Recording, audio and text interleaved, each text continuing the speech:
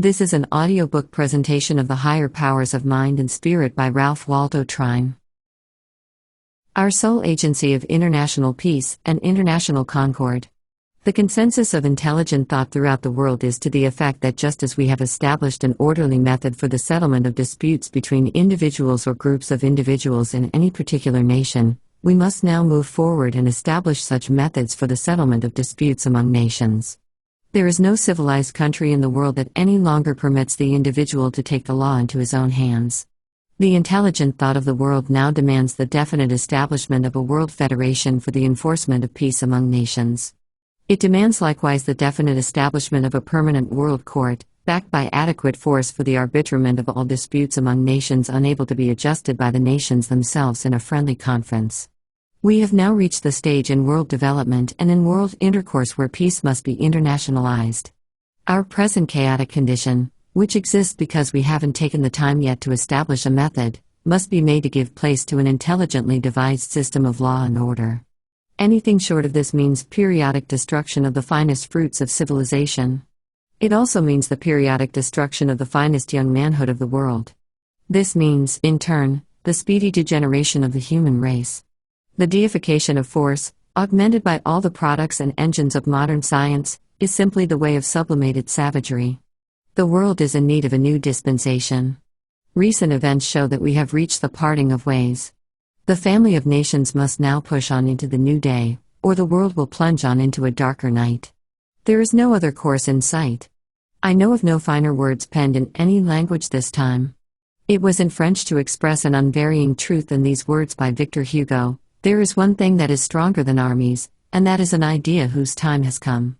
Never before, after viewing the great havoc wrought, the enormous debts that will have to be paid for between 50 and 100 years to come, the tremendous disruptions and losses in trade, the misery and degradation stalking broadcast over every land engaged in the war, scarcely a family untouched. Never before have nations been in the state of mind to consider and too long to act upon some sensible and comprehensive method of international concord and adjustments. If this succeeds, the world, including ourselves, is the gainer. If this does not succeed, though the chances are overwhelmingly in its favor, then we can proclaim to the assembled nations that as long as a state of outlawry exists among nations, that then no longer by chance but by design, we as a nation will be in a state of preparedness broad and comprehensive enough to defend ourselves against the violation of any of the rights of a sovereign nation. It is only in this way that we can show a due appreciation of the struggles and the sacrifices of those who gave us our national existence. It is only in this way that we can retain our self-respect, that we can command the respect of other nations while things are as they are, that we can hope to retain any degree of influence and authority for the diplomatic arm of our government in the Council of Nations. Every neutral nation has suffered tremendously from the war. Every neutral nation will suffer until a new world order among nations is projected and perfected. We owe a tremendous duty to the world in connection with this great world crisis and upheaval. Diligently should our best men and women, those of insight and greatest influence, and with the expenditure of both time and means, seek to further the practical working out of a world federation and a permanent world court. Public opinion should be thus aroused and solidified so that the world knows that we stand as a united nation back of the idea and the plan. The divine right of kings has gone. It holds no more. We hear now and then, it is true, some silly statement in regard to it, but little attention is paid to it. The divine right of priests has gone except in the minds of the few remaining ignorant and hurtable ones.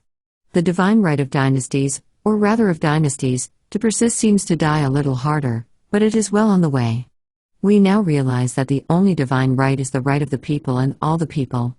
Never again should it be possible for one man, or for one little group of men so to lead, or so to mislead a nation as to plunge it into war. The growth of democracy compelling the greater participation of all the people in government must prohibit this. So likewise, the close relationship of the entire world now must make it forever impossible for a single nation or a group of nations for any cause to plunge a whole world or any part of it into war. These are sound and clear vision words recently given utterance to by James Bryce. However much we condemn reckless leaders and the ruthless caste that live for war, the real source of the mischief is the popular sentiment behind them. The lesson to be learned is that doctrines and deep-rooted passions, whence these evils spring, can only be removed by the slow and steady working of spiritual forces. What most is needed is the elimination of those feelings, the teachings of which breed jealousy and hatred and prompt men to defiance and aggression. Humanity and civilization are not headed towards the caveman, whatever appearances, in the minds of many, may indicate at the present time. Humanity will arise and will reconstruct itself. Great lessons will be learned. Good will result. But what a terrific price to pay. What a terrific price to pay to learn the lesson that moral forces are the only invincible forces in the universe. It has been slow, but steadily the world is advancing to that stage when the individual or the nation that does not know that the law of mutuality, of cooperation, and still more the law of sympathy and goodwill, is the supreme law in real civilization, real advancement, and real gain, that does not know that its own welfare is always bound up with the welfare of the greater whole, is still in the brute stage of life, and the bestial propensities are still its guiding forces. Prejudice, suspicion, hatred, national big-headedness must give way to respect, sympathy, and the desire for mutual understanding and cooperation. The higher attributes must and will assert themselves. The former are the ways of periodic, if not continuous destruction, and the latter are the ways of the higher spiritual forces that must prevail. Significant are these words of one of our younger but clear-visioned American poets, Winterbinner: whether the time be slow or fast, enemies, hand in hand, must come together at the last, and understand. No matter how the die is cast, or who may seem to win, we know that we must love at last. Why not begin? The teaching of hatred to children and the fostering of hatred in adults can result only in harm to the people and the nation where it is fostered. The dragon's tooth will leave its marks upon the entire nation, and the fair life of all the people will suffer from it. The holding in contempt of other people makes it sometimes necessary that one's own head be battered against the wall so that he may be sufficiently aroused to recognize and appreciate their sterling and enduring qualities. The use of a club is more spectacular for some at least than the use of intellectual and moral forces. The rattling of the machine gun produces more commotion than the more quiet ways of peace. All of the powerful forces in nature, those of growth, germination, and conservation, the same as in human life, are quiet forces. So in the preservation of peace, it consists rather of a high constructive policy. It always requires a clear vision, a constantly progressive and cooperative method of life and action, frank and open dealing, and a resolute purpose. It is won and maintained by nothing so much in the long run as when it makes the golden rule its law of conduct. Slowly we realize that great armaments and militarism do not ensure peace.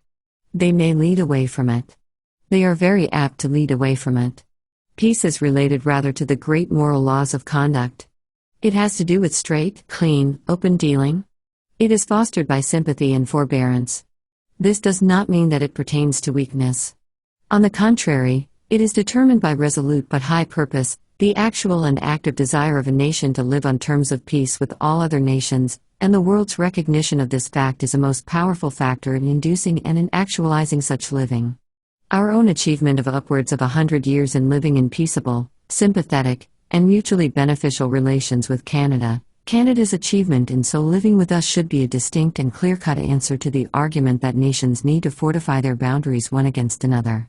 This is true only where suspicion, mistrust, fear, secret diplomacy, and secret alliances hold instead of the great and eternally constructive forces of sympathy, goodwill, and mutual understanding, induced and conserved by an international joint commission of able men whose business it is to investigate, to determine, and to adjust any differences that through the years may arise. Here we have a boundary line of upwards of 3,000 miles and not a fort, vast areas of inland seas and not a war vessel, and for upwards of 100 years, not a difference that the High Joint Commission has not been able to settle amicably and to the mutual advantage of both countries. I know that in connection with this, we have an advantage over the Old World nations because we are free from age-long prejudices, hatreds, and past scores. But if this great conflict does not lead along the lines of the constructive forces and the working out of a new world method, then the future of Europe and of the world is dark indeed. Surely it will lead to a new order. It is almost inconceivable that it will not. The Golden Rule is a wonderful developer in human life, a wonderful harmonizer in community life with great profit. It could be extended as the law of conduct in international relations. It must be so extended. Its very foundation is sympathy, goodwill, mutuality, and love. The very essence of Jesus' entire revelation and teaching was love. It was not the teaching of weakness or supineness in the face of wrong, however. There was no failure on his part to smite wrong when he saw it wrong, taking the form of injustice or oppression. He had, as we have seen, infinite sympathy for and forbearance with the weak and the sinful, but he always had righteous indignation and a scathing denunciation for oppression, for that spirit of hell that prompts men or organizations to seek, to study, to dominate the minds and thereby the lives of others. It was, moreover, that he would not keep silent regarding the deadly ecclesiasticism that bore so heavily upon his people and that had well nigh crushed all their religious life, whence are the very springs of life, that he aroused the deadly antagonism of the ruling hierarchy. And as he, witnessing for truth and freedom, steadfastly and defiantly opposed oppression, so those who catch his spirit today will do as he did and will realize as duty while wrong is wrong. Let no man prate of peace. Peace? Peace? Peace? While wrong is wrong, let no man prate of peace. He did not prate the master. Nay, he smote. Hate wrong. Slay wrong. Else mercy, justice, truth, freedom, and faith shall die for humankind. Nor did the code and teachings of Jesus prevent him from driving the money changers from out of the temple court.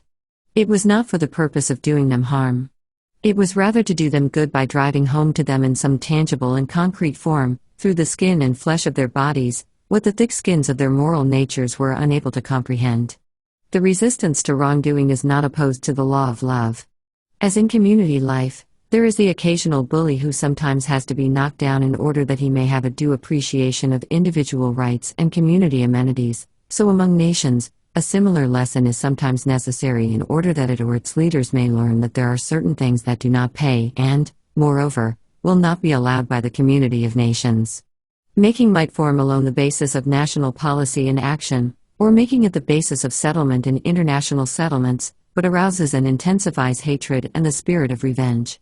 So in connection with this great world crisis, after it all then comes the great problem of reorganization and rehabilitation, and unless there comes about an international concord strong and definite enough to prevent a recurrence of what has been, it would almost seem that restoration were futile, for things will be restored only in time to be destroyed again. No amount of armament we know now will prevent war. It can be prevented only by a definite concord of the nations brought finally to realize the futility of war.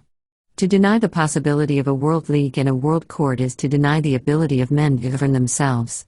The history of the American Republic, in its demonstration of the power and the genius of the Federation, should disprove the truth of this. Here we have a nation composed of 48 sovereign states, and with the most heterogeneous accumulation of people that ever came together in one country, let alone one nation, and great numbers of them from those nations that for upwards of 1,000 years have been periodically springing at one another's throats. Enlightened self-government has done it. The real spirit and temper of democracy have done it. But it must be the preservation of the real spirit of democracy and constant vigilance that must preserve it. Prejudice, suspicion, and hatred on the part of individuals or on the part of the people of one nation against the people of another nation, have never yet advanced the welfare of any individual or any nation and never can. The World War is but the direct result of the type of peace that preceded it. The militarist argument reduced to its lowest terms amounts merely to this: for two nations to keep the peace, each must be stronger than the other. Representative men of other countries do not resent our part in pressing this matter and in taking the lead in it. But even if they did, they would have no just right to. There is, however, a very general feeling that the American Republic, as the world's greatest example of a successful federation, should take the lead in the World Federation. This is now going to be greatly fostered by virtue of one great good, that the World War will eventually have accomplished the doom and the end of autocracy. Dynasties and privileged orders that have lived and lived alone on militarism will have been foreclosed on. The people in control, in increasingly intelligent control of their own lives and their own governments, will be governed by a higher degree of self-enlightenment and mutual self-interest than under the domination or even the leadership of any type of hereditary ruling class or warlord. In some countries, autocracy and religion, through the free mingling and discussions of men of various nationalities and religious persuasions, will be again lessened, whereby the direct love and power of God in the hearts of men, as Jesus taught, will have a fuller sway and a more holy and a diviner molding power in their lives. It was during those long, weary years coupled with the horrible crimes of the 30 Years' War that the science of international law began to take form, the result of that notable work, De Jure Belli AC Passus, by Grotius. It is ours to see that out of this more intense and thereby even more horrible conflict, a new epoch in human and international relations be born. As the higher powers of mind and spirit are realized and used, great primal instincts impelling men to expression and action that find their outlet many times in war, will be transmuted and turned from destruction into powerful engines of construction. When a moral equivalent for the war of sufficient impelling power is placed before men, those same virile qualities and powers that are now marshaled so easily for purposes of fighting will, under the guidance and in the service of the Spirit, be used for the conserving of human life, and for the advancement and the increase of everything that administers to life, that makes it more abundant, more mutual, and happier. And God knows that the call for such service is very great. And even now comes the significant word that the too long-awaited world's Bill of Rights has taken form. The intelligence and the will of righteous men, duly appointed as the representatives of 14 sovereign nations, has asserted itself, and the beginning has been made, without which there can be neither growth nor advancement. The Constitution of the World League has taken form. It is not a perfect instrument, but it will grow into as perfect an instrument as need be for its purpose. Changes and additions to it will be made as times and conditions indicate. Partisanship, even with us, may seek to defeat it. There is no question, however, that the sober sense of the American people is behind it. One of the most fundamental results, we might say purposes of the Great World War, was to end the war. It means now that the world's unity and mutuality and its community of interests must be realized and that we build accordingly. It means that the world's peace must be fostered and preserved by the use of brains and guided by the heart, or that every brute force made ghastly and deadly to the degree that modern science can devise, be periodically called in to settle the disputes or curb the ambitions that will disrupt the peace of the world. The common people the world over are desiring as near as can be arrived at, some surety as to the preservation of the world's peace, and they will brook no interference with the plan that seems the most feasible way to that end. The whole world is in that temper that gives significance to the words of President Wilson when a day or two ago he said, "Any man who resists the present tides that run in the world will find himself thrown upon a shore so high and barren that it will seem as if he had been separated from his humankind forever." Unless he might have added he has and can demonstrate a better plan. The two chief arguments against it, that it will take away from our individual rights and that it will lead us into entangling alliances, no longer hold, for we are entangled already. We are a part of the great world force, and it was futile longer to seek to escape our duties as such. They are as essential as our rights. It is with us now as a nation as it was with that immortal group that gathered to sign our Declaration of Independence, to whom Franklin said, "We must all hang together, or assuredly we shall all hang separately." It is well for Americans to recall that the first League of Nations was when 13 distinct nationalities one day awoke to the fact that it was better to forget their differences and, to a great extent, their boundaries and come together in a common union. They had their 13 distinct armies to keep up, in order to defend themselves each against the other or against any combination of the others, to say nothing of any outside power that might move against them. Jealousies arose, and misunderstandings were frequent. So zealous was each of its own rights that when the Constitutional Convention had completed its work, and the Constitution was ready for adoption, there were those who actually left the hall rather than sign it. They were good men, but they were looking at stern facts, and they wanted no idealism in theirs. Good men, some animated by the partisan spirit, it is true, earnest in their beliefs but unequipped with the long vision. Their names are now recalled only through the search of the antiquarian. Infinitely better it has been found for the 13 and eventually the 48 to stand together than to stand separately. The 13 separate states were farther separated so far as means of communication and actual knowledge of one another were concerned, than are the nations of the world today. It took men of great insight as well as a vision to formulate our own Constitution, which made 13 distinct and sovereign states the United States of America. The formulation of the Constitution of the World League has required such men. As a nation, we may be proud that 2 representative Americans have had so large a share in its accomplishment: President Wilson, a good Democrat, and ex-President Taft, a good Republican. The greatest international and, therefore, world document ever produced has been forged. It awaits the coming days, years, and even generations for its completion. And we accord great honor also to those statesmen of other nations who have combined keen insight born of experience, with a lofty idealism. For out of these in any realm of human activities and relations, whatever eventually becomes practical is born. The Higher Powers of Mind and Spirit is a motivational book of the New Thought genre, a pioneer of self-help audiobooks, like The Secret, and the law of attraction. These are the inspiration behind the success mindset, built up of philosophy, religion, theories of mindfulness, consciousness, mental healing, and various methods of conscious and unconscious manifesting.